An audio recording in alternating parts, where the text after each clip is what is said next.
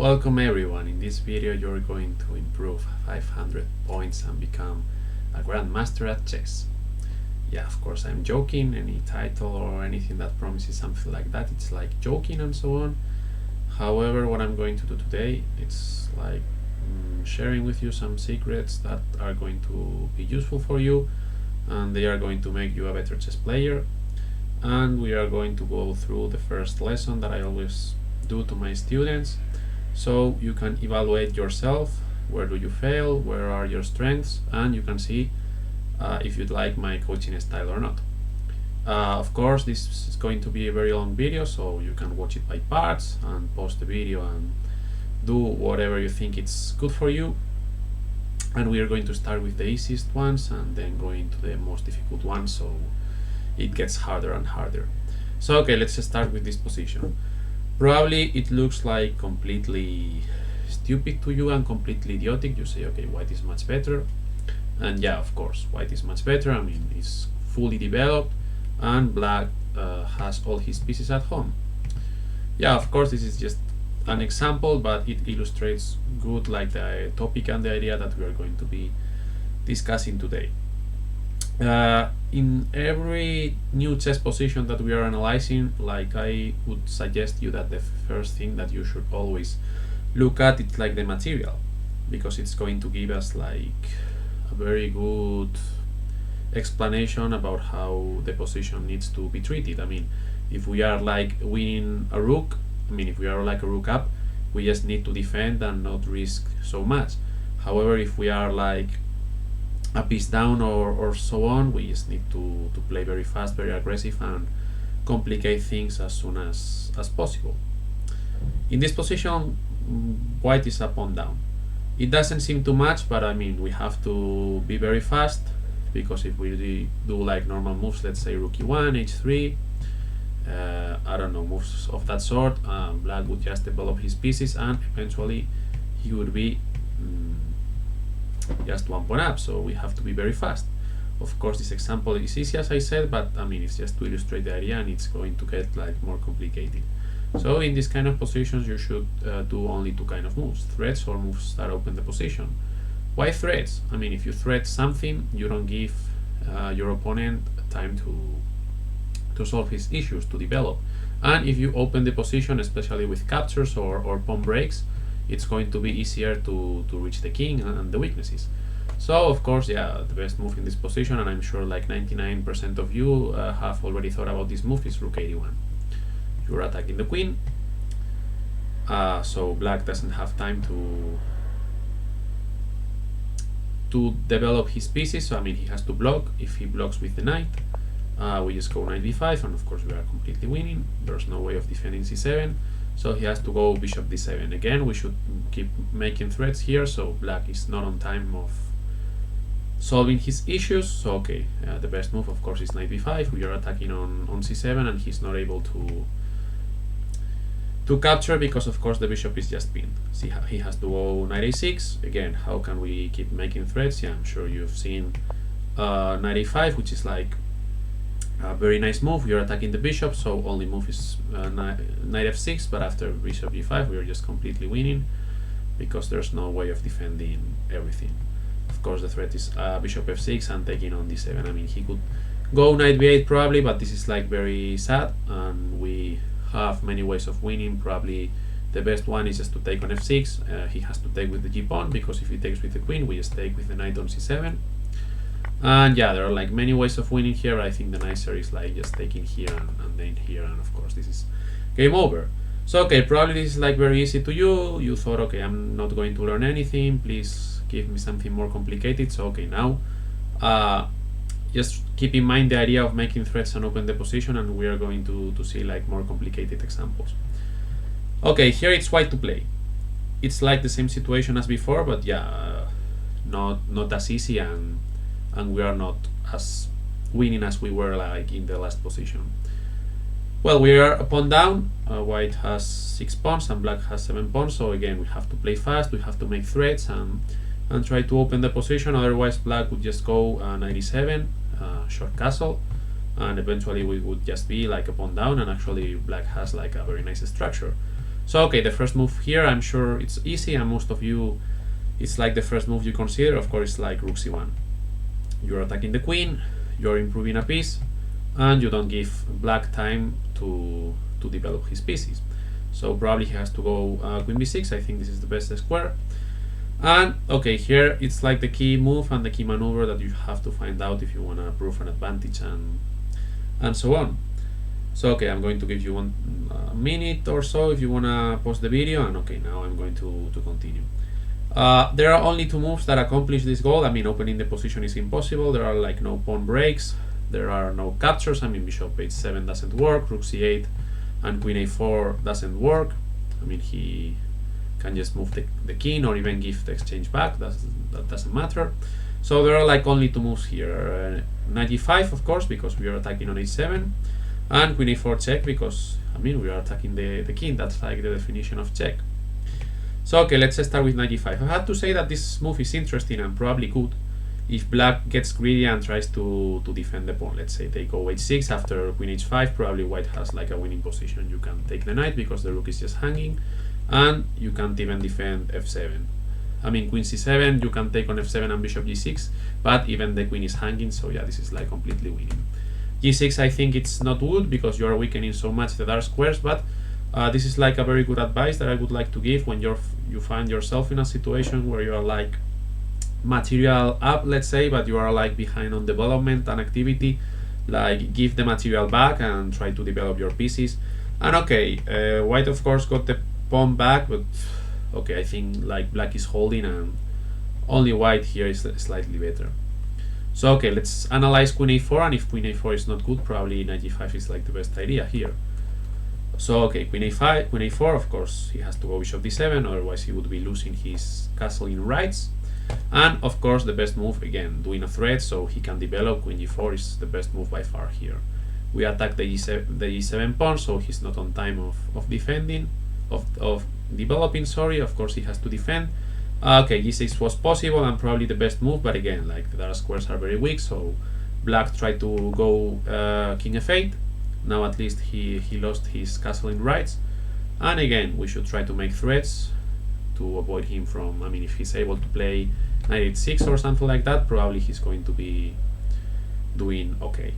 So of course we go knight g5, we attack on h7, but now if we take with the knight, it comes with check, and afterwards he would lose the g7 pawn, so this is nice.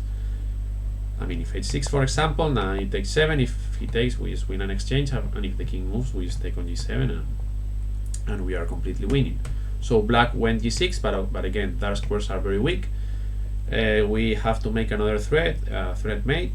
We have either queen f4 or queen f3, but yeah, I think queen f4 is better because maybe we just want to use this rank, and if he goes knight h6, we might have like some tricks with the queen on the diagonal. So okay, black went bishop e8. However, here we have like a very nice move which ends the game on the spot. I'll give you some time if you want to think about it. And okay, now I'm going to say the move. Of course, the move is rook c7, which is like beautiful. You're threatening rook takes f7 checkmate, and if he takes the rook, there's knight e6. So he would probably have to go something like knight h6, but after a simple move like rook fc1, we just go queen f6, and yeah, we are killing. This is the game. It's like completely over. So okay, I think this is like a very nice example. Okay, now it might look easy, but you see that you have to be very concrete, very precise, because if you are not accurate and fast, black would just develop and finish the pawn up. So okay, let's see the next example. Here, this one is not as instructive as the last one, but I think it's like a very good example as well. Here, of course, white is not even material down, so I mean, if you play anything, you just are much better, of course. But again, like black is ahead on development. No, sorry. I mean, he's behind on development, not ahead. Sorry for that. And his king is on the center. So yeah, same situation as before. We have to think about threats or move that open the position. Here you might have considered, I don't know, a4, trying to open the position, but I don't think, I mean, even if we take on b5, I think that's only helping black. We are not achieving anything with that. I think the same happens if white goes h4, that, I don't know, let's say black goes knight b8, trying to improve a little bit his pieces. h5, yeah, I don't know, if we take, I think we're just improving black's position. Well, there's no threat, so probably you thought, okay, here no threat, and move that open the position is good. So okay, I don't know, let me just go 92, trying to double with the rooks. And yeah, that's not like a bad idea, but I think that maybe he's able to hold with knight b8, bishop d7. Of course white is just much better, but still we have to prove something. So the last move and the last pawn break that we didn't consider and we have to consider is f5. So okay, now when we see f5, we have to think, okay, let's analyze f5. If it works, I would go for it, and if it doesn't work, okay, I'll just play normal idea like 92 and doubling on the c file. But okay, let's first analyze f5. You have to analyze all the threats and all the moves that open the position in a situation like this. If you take here with the pawn, I mean, of course, e6 is just completely winning. Knight f6 is like the only move that defends everything, but I just take on f7. And okay, maybe a move like 92 is like enough. I'm threading rook c7, the knight is coming to f4, like 95 check, 95 check. Of course, this is over. So yeah, I think black is forced to take with the g pawn. I mean, now I think if white manages to take the a6 pawn, that's very good for us. So he has to take with the g pawn. But of course now this file is open. So what move that makes a threat do we have here? Yeah, of course queen g7. He has to go rook f8. There's no other way of saving the rook. And yeah, I think taking on h7 and trying to promote the queen gives like a huge advantage, but there's like even a better move for white here, which is like 95. Knight h7 is like a serious threat, so bishop takes g5, it's forced. But yeah, after queen g5, it's very nice position, because yeah, he has like a lot of trouble in the dark squares, and it's very funny because white has this idea of bringing the knight to g7, delivering checkmate, and I think that's almost unstoppable. So yeah, that's completely winning, I would say. Yeah, very nice example. I mean, white is like much better, but yeah, in this kind of positions you should try to be, let's say, accurate and finish as soon as possible, because if you are not very precise, like it's like the kind of game that black might end up holding, and that's going to be very painful. So okay, last position here, it's white to play, and yeah, we have to do the same. Pause the video, try to think what would you play, and we are going to comment. So okay, here of course it's like insulated pawn, not material up, but yeah, better structure. So I think if black manages to go bishop e7 and short castle and blocking on d5, black would be doing completely fine, I think. So again, we have to think about moves that make a threat or opens the position. a3 makes a threat, but I think that's only improving the knight. The knight just goes to d5 and it's like very good blockator, so I think black is doing fine. There's no other threat. I mean, yeah, I think more or less the same. If bishop d5, probably bishop e7 works, or maybe knight b5, and black more or less is holding. So we have to think about the pawn breaks, which are like d5 and e4. And yeah, if they don't work, it means that we should play something normal like bishop d5 or knight e5 or something like that. a4, I would like to ask you, what would you play here with black? I mean, they are attacking you the b5 pawn, and if you thought on defending the pawn with something like queen b6 or bishop c6 or something like that, that's a mistake. And that's what I said like a couple of minutes before, that if you are like behind on development and your opponent is trying to attack you or open the position, I mean, don't stick to the material, just play a normal move like bishop e7, and yeah, white is winning a pawn, but yeah, black managed to castle, and I think he has decent compensation, although white of course is like a pawn up and better. So okay, in this case we just go, I mean, if they try to defend the pawn, this is like very bad. I think queen b6 is now allowing d5, because now the queen is not defending d5. Yeah, if bishop c6, I think is the same, and yeah, b5 it's falling as well. If they take on a4, yeah, I think after bishop c6 we can just take and play d5. Yeah, so don't stick to the material, just try to give it back and develop. So okay, now we have to consider d5, and if d5 doesn't work, we play a4, a normal move or whatever. Okay, he's forced to take with this knight, because if he takes with another piece, let's say he takes with this knight, we just go a3, and when the knight goes back, we just take the knight. That's winning for white, so yeah, and it makes sense to take with the knight. Now again, we have to think about moves that open the position or threats. Knight takes d5, it looks like after knight takes d5, black more or less is holding, so that doesn't work. So of course a very big threat is bishop e5, because now the pawn is not on d4 and this rook is putting a lot of pressure. Of course the threat is just taking on d5 because there's like a very nasty pin. Black is probably forced to go bishop e7. There's no other way of defending, I think. If the queen goes somewhere, d5 is just dropping. So okay, bishop e7. And now again we have to think about threats or moves that open the position. I don't think we have any good threats, so yeah, we just open the position with bishop f6. Knight f6 is just losing the queen. If they take with the bishop, we just take on d5, and black's king is the e6 pawn is pinned, so we are just winning a piece. So he's forced to take with the pawn. Again, we should try to open even more the position, so we just trade everything, and I mean it's pretty clear that after a move like knight d4, white is like completely winning. Black weaknesses are very clear. His king is on the center, it's open, and I mean he can't even castle because we just go knight f5, we attack the bishop, and then queen e4, queen e7, that's checkmate. So yeah, I think this is like a very good lesson, and it's like very important in these kind of positions to be very fast and very aggressive, because otherwise black would just go like bishop e7, short castle, and he would be doing very, very well. So okay, this is one of the first parts of the video. Now we're going to see like a model game that it's going to show these ideas even better, and I really like the game. And afterwards we're going to do like some strategical exercises that are going to be like a little bit more difficult, just in case you are like an advanced player, something around 1900 or 2000. So this is like clear to you and you want to see something like more advanced, just go to the strategic part, and actually I think you have the chapters on the video, so yeah, you can just go through it. Okay, let's see the game. And yeah, for beginners I think it's going to be very instructive as well. Well, in the opening we have to do three things, mainly like control the center, develop our pieces. If they can be towards the center, much better. That's why we play knight f3 and no knight h3, and try to castle as soon as possible. That's king safety, of course.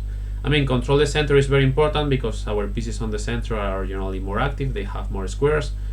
Controlling the center is very important because yeah, depending on how is our center, we are going to we have to play one way or another. Yeah, I mean it's very important to have our pieces active, and yeah, king safety is very important because of course our king is the most important piece, and if our opponent managed to trap our king, the game just ends. So yeah, king safety is very important. And sometimes the opponent doesn't follow these principles and they try to, I don't know, like go for material, get greedy, and that's why when we have to punish them and apply the rules that we've just said, like threats, moves that open the position, and so on. So okay, let's go e4, c5, knight f3, d6, bishop b5, takes, queen d7. This is standard theory. And okay, black went c4 here. It might look like it's like a bad move conceptually because you are not developing, but okay, black is not ahead on development.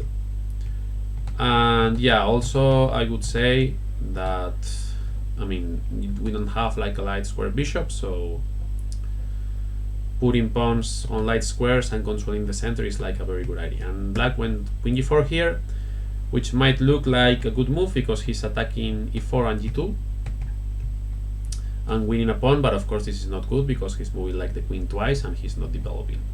So of course what do? We just castle, of course, we defend the g2 pawn, which is like more important, and yeah, we have already complete our king development. Okay, black took on e4, he wanted to justify the sacrifice, and yeah, here there's like another rule, very important, which is like the threat is bigger than the execution. Okay, let's say we just attack the black's queen. Let's say, I don't know, with rook e1, I mean, I can just go away, and now that my queen is gone, I can just try to start to develop my pieces and claim that I'm just a pawn up. However, if we just let the queen there, it's going to be even more annoying because we can attack whenever we want, and it's going to be like super annoying for black. He almost wants to put the queen back by himself. So okay, if it's not a threat, the second type of moves that we have to do in this position is just open the position. So okay, we scoot e4. We open the position, and now we are probably ready to go something like knight c3 without dropping the pawn, and so on. Okay, black took. Here there were like two possible moves, knight takes d4, which I like most, but okay, he went rook e1 attacking the queen. What I don't really like about this move is that now queen g4 is possible, and after that it's not so clear, because if we recapture he's going to exchange queens, but okay. Black actually went here to get even more greedy after knight d4 going queen c4. So yeah, same as we have seen like in the other positions, we just have to make threats and open the position if possible. So okay, we just go knight e3, we develop and we attack the queen. You might think that the knight here is slightly misplaced, but not really, because then he can go into the attack to b5 or c4, then the knight will be attacking on d6 because the e7 pawn is pinned. So yeah, white is doing extremely well here.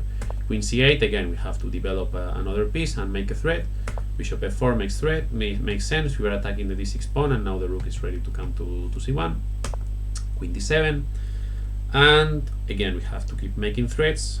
Just think a move, knight a b5. I mean, I think knight c4 is perfectly fine as well, but maybe in b5 is like a little bit better, because at some point he might want to go to c7.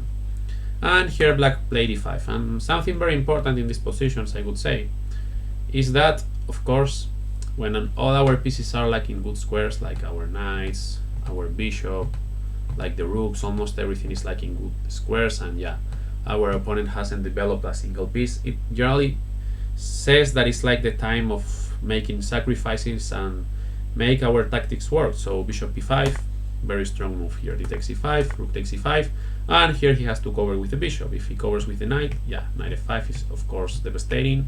Like black is not able to defend all the threats, and yeah, this is just losing for black. So he had to cover with the bishop, and again there's like a very nice threat here. I'll pause the video if you want to find out. This is probably like the most difficult move that we have already seen in the video, and yeah, the move is just rook d5, which is like very nice. A great threat. Of course the rook can't be taken because we have like knight c7. Only square for the queen is just c8. Again, how do we make threats? Because here we have to be very careful, because if black is in time to play knight f6 and short castle, we're just a piece down.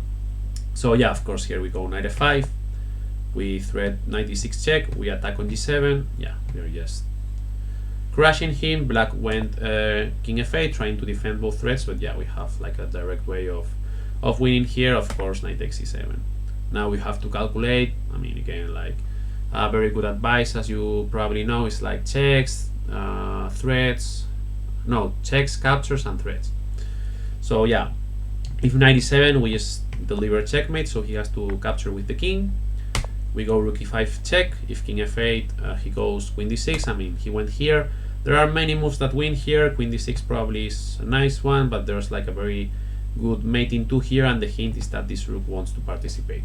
So okay, pause the video if you want to find out the mate in 2, and of course it's queen f3.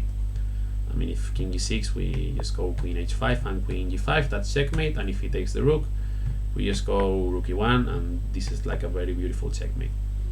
So okay, to summarize the first part of the video, remember that you always have to look about checks, captures, and threats when you want to calculate and make tactics work, and especially if you're like ahead on development and more active and your opponent's king is on the center, you have to play very aggressive, very accurate, and always think about threats and moves that open the position, because with that kind of moves you don't allow your opponent to solve his problem.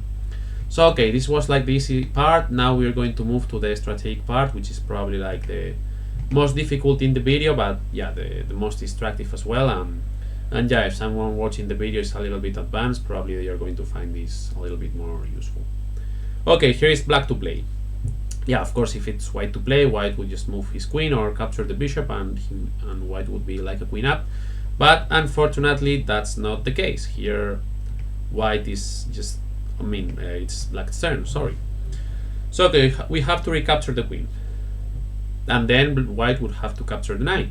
So okay, it's like a strategy, but we have also to calculate. Yeah, I think it's better to take with the knight, because if we take with the rook, there might be like some bishop h3 tactic at some point, which it's going to be like a little bit annoying. And yeah, if we take with the knight, then the knight might maneuver. Anyways, let's just consider if we take with the rook. Of course, white has to capture here, and yeah, now if we capture the pawn, Okay, let's say bishop a7, rook a3, rook a3. Okay, a position like this, I won't argue that black is better, but I think with the bishop pair, like white has like a lot of drawing chances, and he's like very active. I don't know if he puts a rook here, then the bishop comes. I don't see like white winning this position. And yeah, there are like other moves. Let's say, okay, sorry, like we take c3, rook takes c3.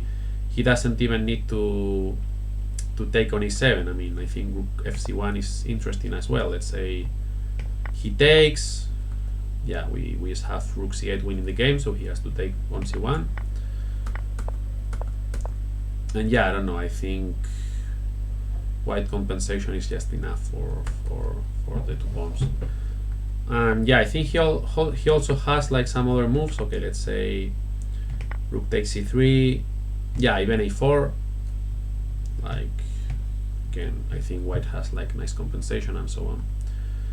So okay, let's say we take with the knight, which is better. We take c3, and okay, let's say that now we take with the rook on c3. Takes, and we take on a3. Now I think this is like even worse than before, because I mean, we are pawn up, but the pressure is so high. I don't think we are holding the pawn, and white drawing chances are like extremely high here. So you might be wondering, okay, how do we prove an advantage then? I don't really see like the way of doing it here. And yeah, it happens that sometimes we want to like speed ourselves up, and we want to get greedy and take the material, but as I said before, like the threat is bigger than the execution. Here, I mean, those two pawns are like extremely high weaknesses, and if you take them, you are going to relieve so much your opponent. It's like, okay, they have gone, now I can focus on something else. But if you let the weaknesses there, that's going to be like a headache for your opponent, because they would have to stay the whole game like defending the weaknesses, and that's going to be like very annoying. And here the move is bishop c5, which is like extremely strong.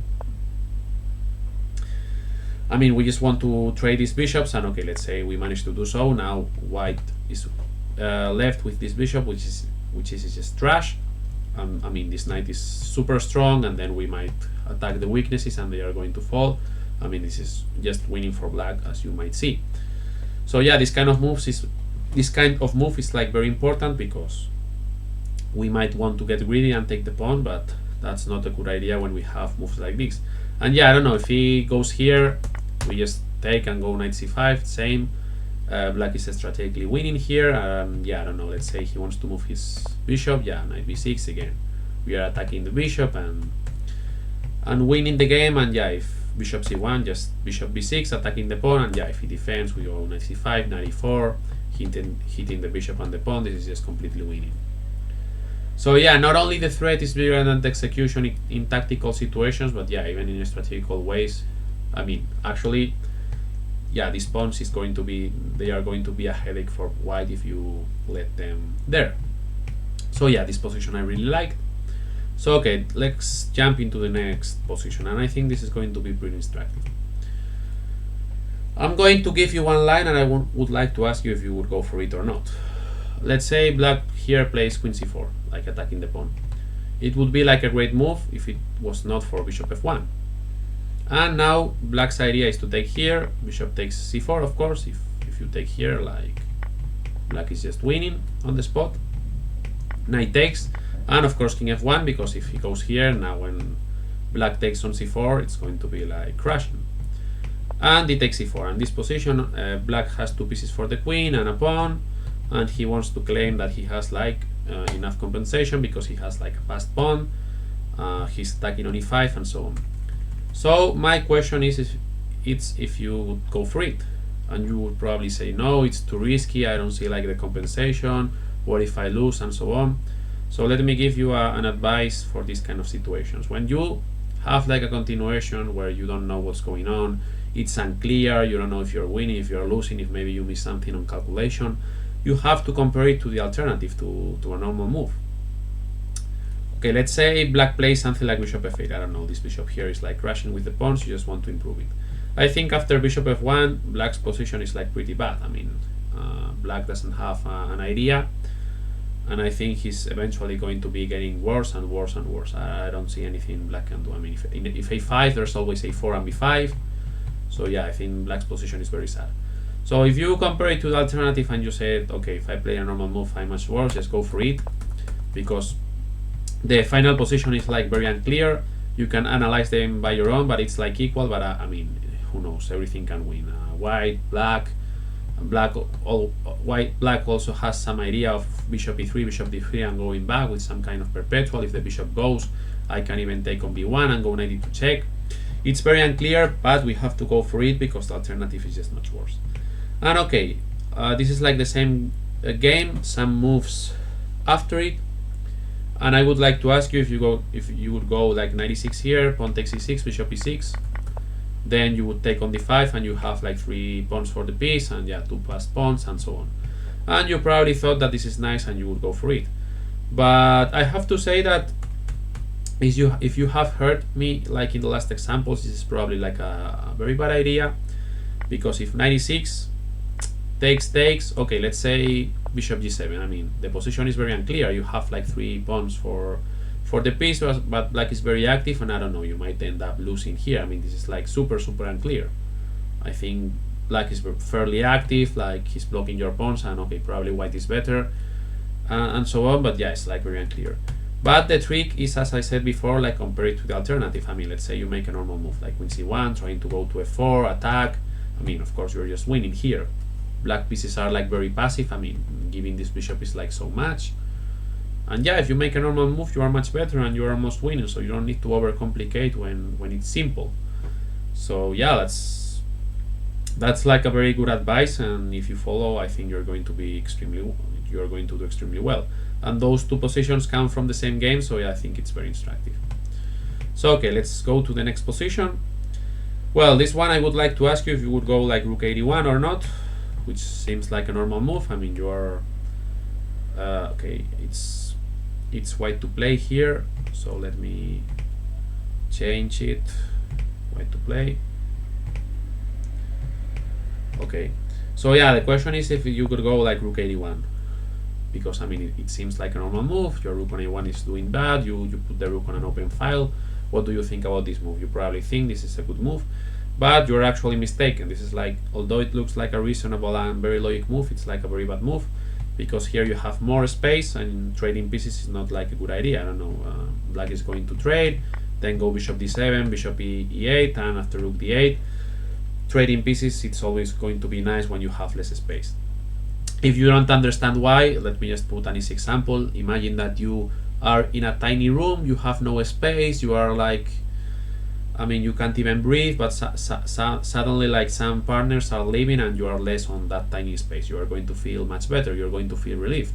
And in the opposite, let's say like you have like a big house or a big land or something like that, you need a lot of people for that land. If you don't have like so much people on the land, it's going to be very weak, they are going to attack it very easily, and so on. So yeah, the same happens in chess. So yeah, here I think there are like 2 reasonable moves. The first one is going 94 and 96. That square looks tasty for the knight, but yeah, the one that I like the most is just going h5 and h6. You're just crushing black here. I mean, let's say they go h6, you just prepare bishop h6, and I think you're winning. And yeah, allowing h6 here. Okay, let's say they play a normal move like bishop d7, h6, g6, and something like that. You just go queen e3, bishop d5, and yeah, I think that's completely winning. It actually reminds me of King's Indian attack structure, because the pawn is here, the bishop is on f4, and this is even better because the bishop is on c2, not on g2. But okay, don't try to trade pieces, especially when you have like a space advantage, because you are going to suffer the consequences afterwards. So okay, same next position. We are finishing. Okay, this one is very instructive. Here it's black to play. Of course, black is just much better, but okay, what would you play here? And okay, this is like complete opposite to what we've just seen at the beginning of the video, like in the temporary advantage where we have to play very fast, very aggressive, be very accurate. This is like the opposite. We have like a very stable advantage. The knight on d4 is very strong, it can be kicked out, so we have to play very slowly, not allowing counterplay, and yeah, improving slowly. And this is like the kind of position we win it like by making white crumble. We don't even need to push white. I mean, they are just going to let's say, crumble themselves because the position is so tough, so they are like tempted to do bad positions. So okay, we have to think which is like the idea of our opponent and how can we avoid him from having any kind of counterplay. And it's very easy to see that his only way of counterplay is like going before. So yeah, if we go a5, like then we can just play normal moves and we are completely winning. And if they go a3, we just go a4 like in a King's Indian defense, avoiding like before, and yeah, the outpost on d4 now it's sure. And yeah, after a5, I don't know, if they try to trade the knight, I mean, we just block with the bishop, and yeah, this is like completely winning because we have a very good knight against a trash bishop. So yeah, this is like completely winning for black, but it's very important because I think black went queen d5 in this game. Okay, no here, sorry, here he went queen d5, and now after b4 it's not longer clear because if they take, you just go queen c6, queen b6, queen c7, queen b6, and so on. And okay, this is the last position, I think. Yeah, and yeah, very instructive one because people are, they usually trust like their understanding when they don't have to. So okay, here it's white to play. Pause the video and just let me know what would you play. Probably you were thinking about knight takes c6 at the beginning because you thought it was winning. You're attacking both the queen and the rook, and if they take, there's rook h8 check. Unfortunately, you have queen d5 check, and black is just winning a piece. So okay, probably you thought, okay, let me go king b1, now I am attacking here, now there's like not queen g5. But okay, I think after a position like this, I mean, I think white has enough compensation for equality probably, but not more, because black is just a pawn up, and okay, the bishop is a bad piece, but it's actually like a great defender. So yeah, I think this is not good. Rook h e1, I think it happens more or less the same. They just take and they go even king d7, and yeah, I'm not going to argue that black is better here, but I think he can hold, and it's like very difficult to prove an advantage for white. So what do you have to do here? And okay, very important lesson, very instructive. The best move is knight c6, which looks very bad at the beginning, but when there's like a possible trade, you shouldn't think, okay, which is like the best piece of my opponent and which is like my worst piece, or am I trading a good piece for a bad piece or a bad piece for a good piece? That's not what you should have on mind. You should think on mind, okay, how does the final position remain after knight takes c6? I mean, of course, this is our best piece and this is his worst piece, but after b takes c6, rook a1, I mean, here it's like, okay, rook d1, I think it's better. We keep this rook here. I mean, it's very clear to see that white is just much better and he has like enough compensation for an advantage, and I don't know if even more. I mean, on long castle, there are always some problems with queen a6, knight e4. I mean, it's very easy to see that like the compensation is just huge. I mean, if knight f8, we just go knight e4, knight c5. If king f7, I don't know, we touch on c7, we touch on h6. I think this is just completely crashing. But yeah, sometimes we reject a trade because we are trading a good piece for a bad piece. But as I have said, the most important thing is that how the final position remains. So okay, longer video, but I think a very instructive one. Okay, I didn't have to speak with anyone, so let's say that it was like a little bit shorter than a normal lesson, but okay, I think it was nice. So okay, let me know, please let me know how did you perform in this kind of videos. If your weakness is on the strategical part or on the tactical part, or if maybe you didn't understand anything or you disagree on something, I am like eager to get feedback from you. And yeah, of course, if you want to contact me, you have my leeches, the YouTube, the Twitter, the Instagram. I mean, there are like a million ways of getting in contact with me. And yeah, if you like this kind of videos but you don't want to contact me or something like that, subscribe, because it's going to be like very useful to me. So, and I see that you like this kind of videos, so I can make it more, because when someone subscribes after watching a video, I can see it on YouTube, so I mean, I can see like the kind of videos that are like the most, so I can make them again. And yeah, this is probably going to be like exclusive video, because I'm not planning to do a lesson anytime soon. So okay, thanks guys for watching, and see you in the next videos. This is actually the first video in a while that I talk myself and not it's about cheating or Kramnik or something like that. But okay, I guess we are just back to normal content, and I'm already an IM, so I hope FIDE puts like the title soon, so I can just start making the series of the journey to Grandmaster. But okay. So again, third time, I'm very bad at saying goodbye, but I'm going to do now for sure. Thanks for watching, and see you in the next videos. Bye.